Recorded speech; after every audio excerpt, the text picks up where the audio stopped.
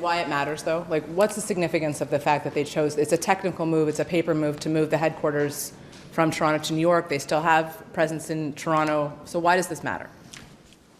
Donald Trump asked companies to move to the United States, asked them to take their jobs, to take their investment dollars to the United States.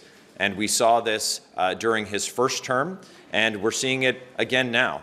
He hadn't even taken office, but he had threatened Canada with unjustified and unjust tariffs on Canada and on Canadians.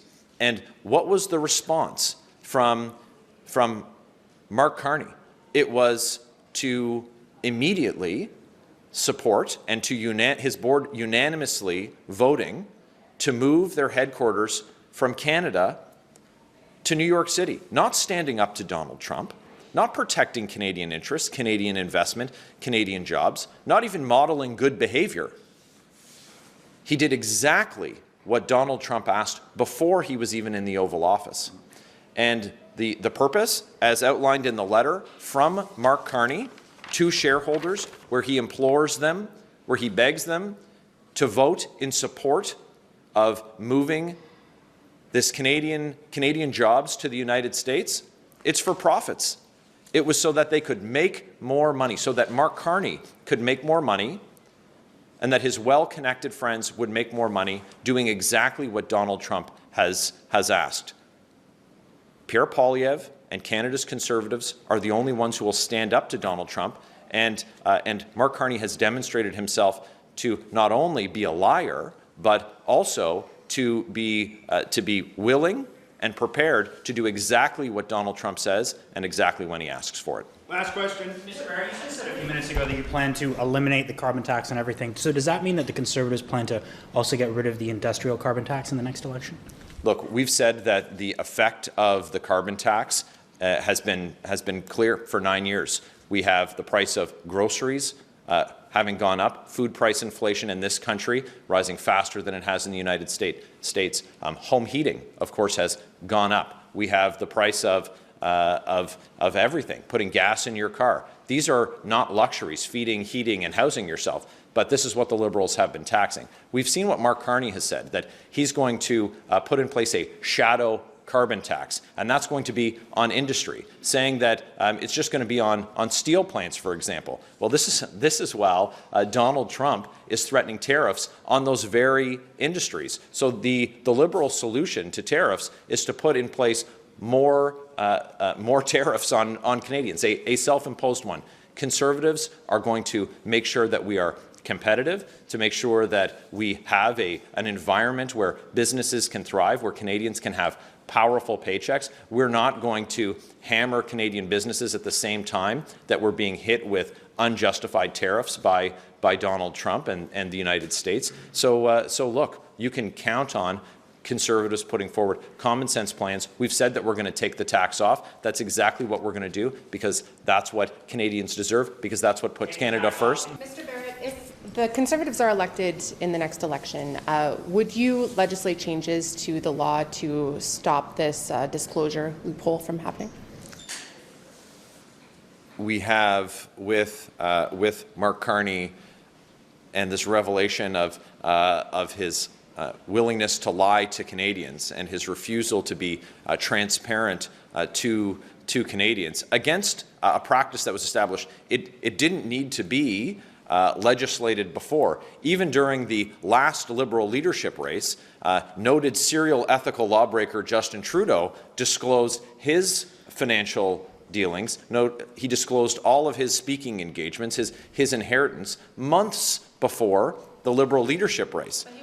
And though not a requirement, currently, the rules are proven to be, yet again, not strong enough to withstand the Liberals' desire to be deceitful with Canadians. And so, of course, we're going to strengthen the laws. But today, the question is, why is it that Mark Carney is so desperate to hide these details from Canadians? It appears, based on the revelation of his most recent lie, that he's got something to hide, and Canadians deserve answers from Mark Carney. Mr. Barrett, At least 2 opinion polls now show the Liberals in the lead ahead of the Conservatives. A myriad of other polls show that the Liberals are now within striking distance with between 3 and 5 points. You were leading, your party was leading by 20 points a month ago. How much responsibility does Pierre Poilievre hold for the loss of this lead? And are you thinking of adjusting your strategy to fix this? It was just 2 weeks ago that we were in downtown Ottawa and we had thousands of Canadians excitedly hear the message from Pierre Poilievre about putting Canada first, our plan to axe the tax, build the homes, fix the budget and stop the crime, and to resolve the issues that the Liberals have all but ignored that put us in a place of weakness, economic weakness, as Mark Carney described it last night after having been an economic advisor to the Liberals and to Justin Trudeau. When I'm talking to my constituents, I'm hearing from Canadians across the country, they want us to eliminate the Liberals' carbon tax on everything. They want us to take the tax off of new homes, saving Canadians tens of thousands of dollars. They want us to put in place a dollar-for-dollar law and stop the out-of-control spending that we've seen that's driving inflation in this country. They want us to deal with the scourge of out-of-control crime on the streets of Canada. So what we're hearing from Canadians is that they want us to execute a plan that will put Canada first after 9 years of pain, misery, and expense caused by the Carney-Trudeau Liberals. Polls show that Canadians are most worried about the threat of Donald Trump. What is your party doing in regards to responding to the overwhelming opinion of Canadians right now that they are worried and they are anxious about what Donald Trump will be doing in this term to Canada's sovereignty?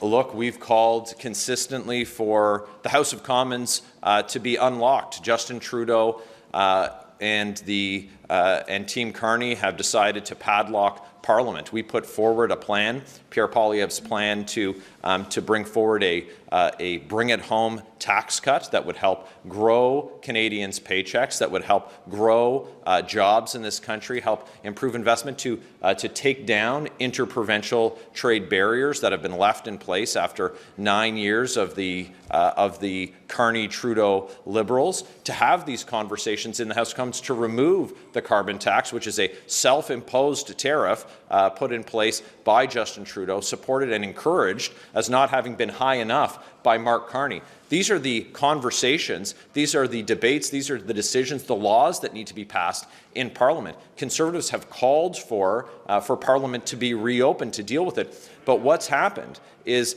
Canada was given a 30-day extension, a reprieve from Donald Trump's unjustified tariffs on Canada. And what have the Liberals done? They've turned away from that, turned inwards to deal with their internal party politics. The best effort that we've seen from them so far is apparently they're handing out friendship bracelets on Capitol Hill. That's not going to cut it. Canadians are worried about their jobs. Canadians are worried about our sovereignty. I have to say that Conservatives have been crystal clear. Canada will never be the 51st state. We're a proud country. We're a proud democracy. Part of that democracy is our Parliament. Why has Justin Trudeau padlocked it? That public approval for the Liberals is increasing.